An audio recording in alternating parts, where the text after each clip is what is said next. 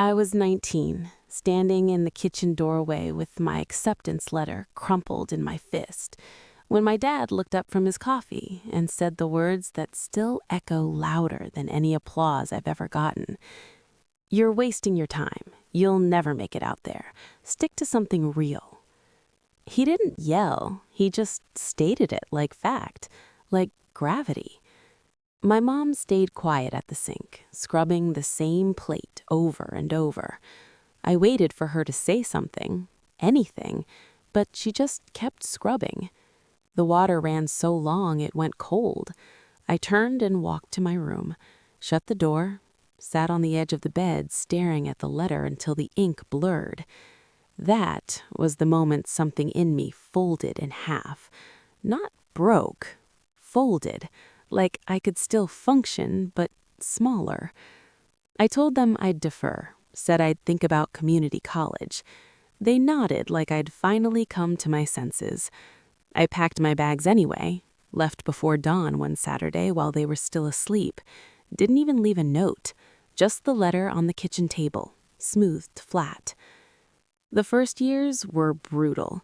Waitressing double shifts, couch surfing, ramen for dinner more nights than I can count. Every rejection email felt like confirmation.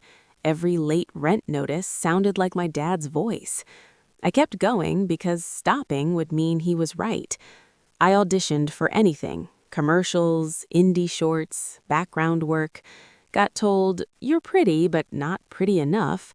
You've got heart, but no training. We love your energy, but we went another direction." I smiled through it, cried in my car afterward with the windows up so no one could hear. I started writing my own stuff because no one else would give me the lines I needed. Short scenes at first, then one acts, then a full script about a girl who leaves home and doesn't look back. People started noticing. Small festivals, tiny grants, a producer who took a chance. My first short screened at a theater with folding chairs and bad popcorn. 50 people clapped. I stood in the back row, shaking, tears running down my face, not because it was perfect, because it was mine. Then came the feature, low budget, all heart. We shot it in 18 days on borrowed equipment and favors. When it premiered at SXWW, the theater was packed, standing ovation. Reviews called it raw and unflinching. Distributors came knocking. It streamed. It won awards. Money started coming in.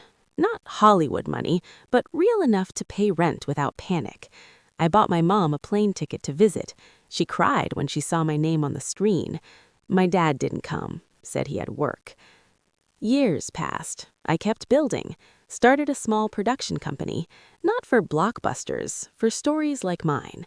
Quiet ones, messy ones about people who get told no and keep walking anyway.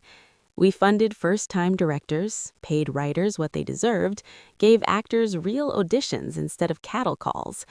It grew, slowly, steadily. Then the email arrived. Subject: Application Production Support Grant.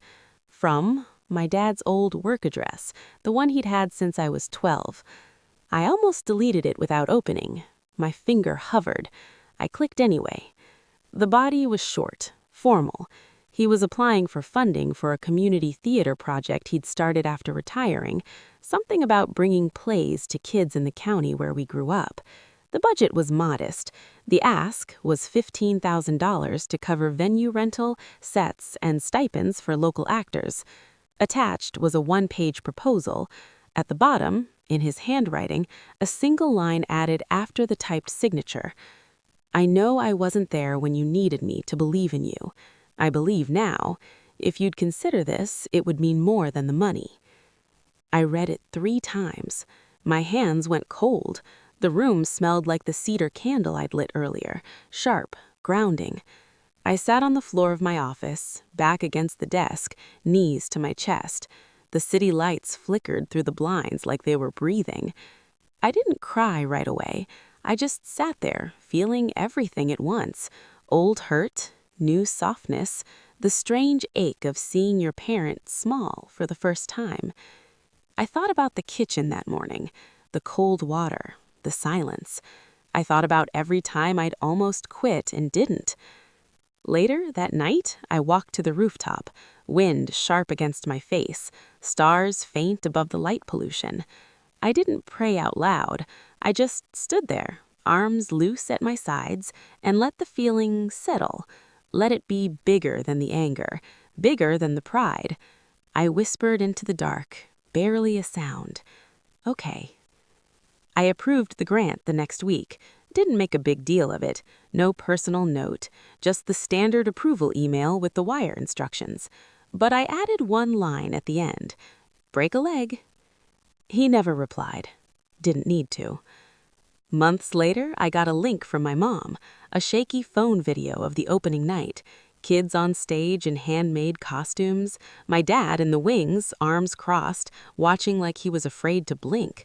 When the curtain fell, the audience, mostly parents, grandparents, neighbors, stood. He wiped his eyes with the back of his sleeve, quick, like no one would notice. I watched it 3 times in a row. Each time, the lump in my throat got bigger. Not from sadness exactly, from something quieter, something that felt like release. These days, I still get rejection letters, still hear echoes of "you'll never make it" in boardrooms and review threads, but they don't land the same. They glance off. I fund what I wish someone had funded for me back then, not out of revenge, out of recognition, because I know what it feels like to be told your dreams are too big, too soft, too impossible, and I know what it feels like when someone finally says yes anyway. My dad and I don't talk much. A text on holidays, a call when my mom insists. It's not fixed, it's not perfect, but it's not frozen anymore. Some nights, I sit on my couch with the laptop open to the next grant application pile. The cursor blinks. I think about that kitchen, the cold coffee, the folded letter. Then I hit approve. Not to prove him wrong, to prove something to the girl who left before dawn. She made it, and now she gets to decide what making it looks like for the next ones coming up behind her. That feels bigger than any award, bigger than any check. It feels like morning light finally breaking through a window that's been shut for years.